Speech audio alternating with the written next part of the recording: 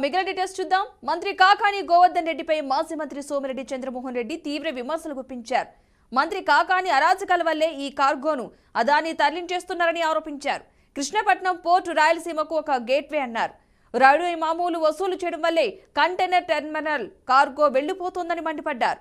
దీనివల్ల 7 జిల్లాల ఆదాయానికి గండిపడుతుందన్నారు. 10,000 కుటుంబాలు ఆకలితో అల్లాడిపోతాయని, సంవత్సరానికి 150 కోట్ల చొప్పున టెంట్ వేసి కాకాని గోవర్ధన్ రెడ్డి వసూలు చేశారని ఆరోపించారు. గోవర్ధన్ రెడ్డి గ్యాంగ్ అక్కడ యూనియన్లో రిజిస్టర్ చేసుకోవాలా, లేకపోతే మిమ్మల్ని వదిలిపెట్టమని పోలీసులతో 2-3 రోజులు హెరాస్ చేసి గోవర్ధన్ రెడ్డి మెట్టా విష్ణుకి హ్యాండ్ ఓవర్ చేస్తున్నాను అని చెప్పాడు. ఒక కంటైనర్కి 1,500 నుంచి 2,000 రూపాయలు వసూలు చేయడం మొదలుపెట్టారు.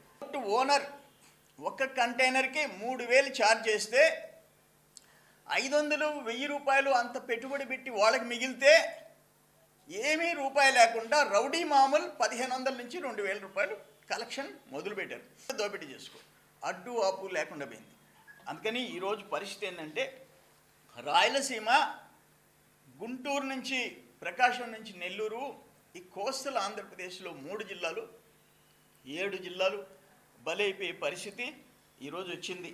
నేనేమంటానంటే అసలు దాన్ని క్లోజ్ చేయాలంటే ఏపీ మారిటైమ్ బోర్డు పర్మిషన్ లేకుండా క్లోజ్ చేయలేరు.